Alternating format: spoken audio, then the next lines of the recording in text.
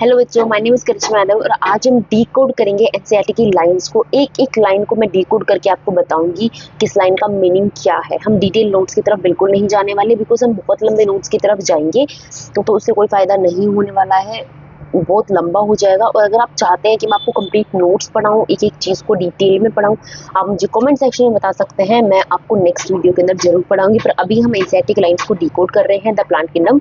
Okay, तो सबसे पहले स्टार्ट करते हैं। ये जो स्टार्टिंग के पैराग्राफ्स हैं ये सबको बहुत टफ लगता है और ये बहुत ईजी है, सिर्फ 4 से 5 कॉन्सेप्ट्स हैं और उसमें कुछ भी नहीं है। सबसे पहले वाले पैराग्राफ की अपन स्टार्टिंग करते हैं।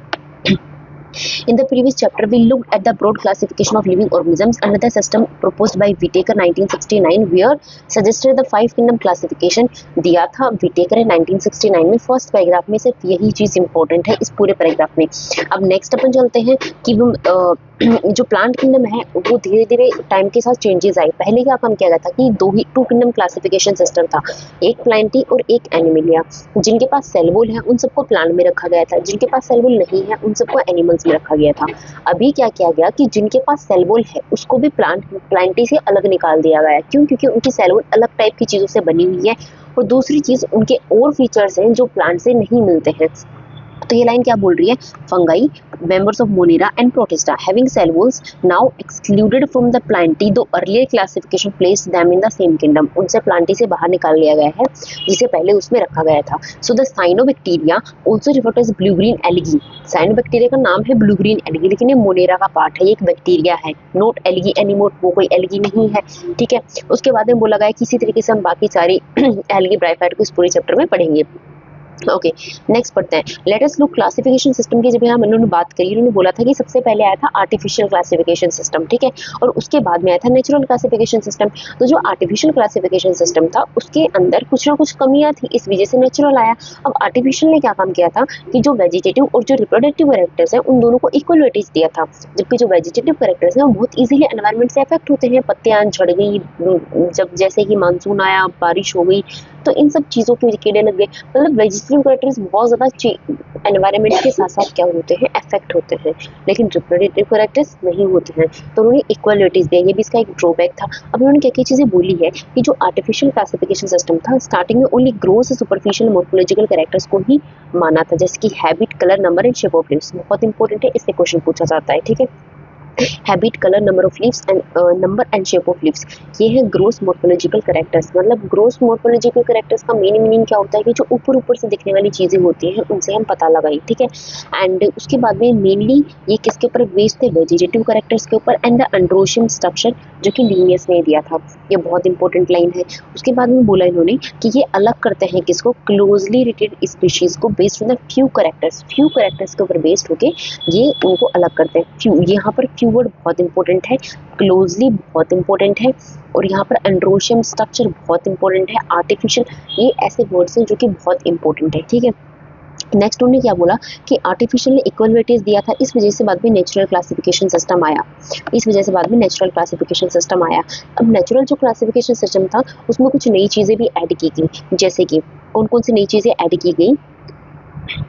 एक्सटर्नल स्ट्रक्चर्स को ही नहीं देखा, बट इंटरनल स्ट्रक्चर्स को भी देखा गया। ठीक है, अल्ट्रा स्ट्रक्चर को देखा गया, एनाटॉमी, एम्ब्रियोलॉजी एंड फाइटोकेमिस्ट्री को भी देखा गया। सच एंड क्लासिफिकेशन, जो ये वाला क्लासिफिकेशन था, जो नेचुरल सिस्टम ऑफ क्लासिफिकेशन था, वो किसने दिया था? वो दिया था अपने को zeros Bentham and Joseph Dalton Hooker. ये बहुत इंपॉर्टेंट है, वो लोग इसमें कंफ्यूज करके ये बोल सकते हैं कि जीरोज, ऐसे बोल दें कि जीरोज हुकर, और क्या बोल देंगे जोसेफ बेंथम, तो गलत हो जाएगा। ये इंपॉर्टेंट है, जैसे करिश्मा के बाद में यादव आता है, तो दोनों चीजें ना बहुत याद रखना इंपॉर्टेंट है, तो इस कंप्लीट को आप याद रखो। ठीक है, उसके बाद में एट प्रेजेंट फाइलोजेनेटिक जो क्लासिफिकेशन सिस्टम था वो इवोल्यूशनरी रिलेशनशिप के ऊपर भी बेस्ड था, कि जो अपने एंसेस्टर्स हैं उनसे हमारा क्या रिलेशन है, उसके ऊपर भी फाइलोजेनेटिक क्लासिफिकेशन सिस्टम बेस्ड था।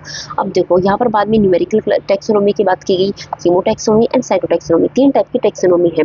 जो न्यूमेरिकल टैक्सोनॉमी है उसमें क्या आता है कि नंबर एंड कोड्स असाइन किए गए हर एक कैरेक्टर्स को, और उनको डेटा को एनालाइज किया गया ताकि हम इजीली हर एक कैरेक्टर का पता कर सकें। जो साइटोटैक्सोनॉमी है उसमें सेल के स्ट्रक्चर के बेसिस के ऊपर चीज़ों को देखा गया है, जिसकी जो अपना डीएनए है, क्रोमोसोम्स हैं, उनके बेसिस के ऊपर। और जो कीमोटैक्सोनॉमी है उसमें केमिकल्स के यूज के बेसिस के ऊपर हमने क्या चीज़ की क्लासिफिकेशन किया गया।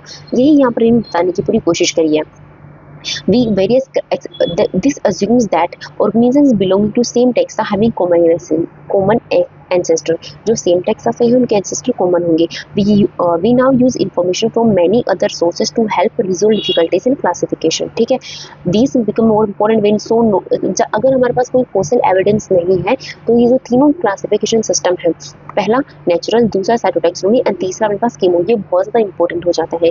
न्यूमेरिकल में बोला गया कि इजीली कैरिड आउट कंप्यूटर्स के ऊपर अपन इजीली कर सकते हैं. ऑल ऑब्जर्वेबल कैरेक्टर्स को, जितने भी ऊपर से ऑब्जर्वेबल कैरेक्टर्स हैं उन सबको इन्होंने क्या किया, नंबर एंड कोड असाइन किए. ऑल कैरेक्टर्स, सभी कैरेक्टर्स को, ये लाइन बहुत इंपॉर्टेंट है. ऑल यहाँ पर बहुत इंपॉर्टेंट वर्ड आ जाता है. ठीक है.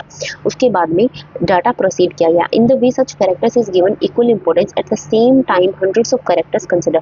अब जो आर्टिफिशियल था उसके अंदर इक्वल वेटेज नहीं दिया गया था, लेकिन इन्होंने क्या चीज़ करी, इक्वल वेटेज दिया. ठीक है. साइटोटैक्सोनॉमी की अगर हम बात करते हैं तो based on the cytological information के ऊपर बेस्ड है ये. ठीक है. और अगर हम बात करते हैं कीमोटैक्सोनॉमी की, तो केमिकल कंस्टिट्यूएंट्स ऑफ प्लांट को के जो केमिकल कंस्टिट्यूएंट्स है उनका यूज़ करके इसका क्लासिफिकेशन को रिजोल्व किया गया. ठीक है. अब ये हमारा खत्म होता है. अब देखो ये जो कंप्लीट था इसके अंदर सबसे इंपॉर्टेंट चीज़ क्या थी, फर्स्ट पैराग्राफ में फटाफट से समराइज कर लेते हैं. ठीक है. जो फर्स्ट पैराग्राफ है इसका, उसमें सबसे इंपॉर्टेंट चीज़ें क्या थी. बीटेक ने 1969 में क्लासिफिकेशन सिस्टम दिया था, सबसे इंपॉर्टेंट चीज़. सेकंड जो पैराग्राफ है बताया गया कि फंगाई वगैरह को प्लांटी से बाहर निकाल लिया गया है, उनके पास सेल है फिर भी. उसके बाद हम बात करते हैं क्लासिफिकेशन सिस्टम में. ग्रोस मोर्फोलॉजिकल क्लासिफिकेशन सिस्टम था आर्टिफिशियल, और वहाँ पर ग्रोस में habit, colour, number and shape of leaves के बेसिस पे उन्हें अलग किया गया. ठीक है. और जो लीनियज था उसने क्या किया, एंड्रोसियम स्ट्रक्चर के बेसिस के ऊपर अपना क्लासिफिकेशन सिस्टम दिया. फिर आर्टिफिशियल के डिसीजेज हैं कुछ, और उसके बाद में नेचुरल क्लासिफिकेशन सिस्टम आया और उसमें इन सारे कैरेक्टर्स को यूज़ किया गया. उसके बाद में फाइलोजेनेटिक क्लासिफिकेशन सिस्टम आया जिसने इवोल्यूशनरी रिलेशनशिप्स के ऊपर अपनी थ्योरीज दी. उसके बाद में 3 टाइप का क्लासिफिकेशन सिस्टम अपने पढ़ा है. जो सबसे पहले है इसमें numerical, then cytotaxonomy, then the chemotaxonomy. इसके बाद हम पढ़ते हैं एलगी को.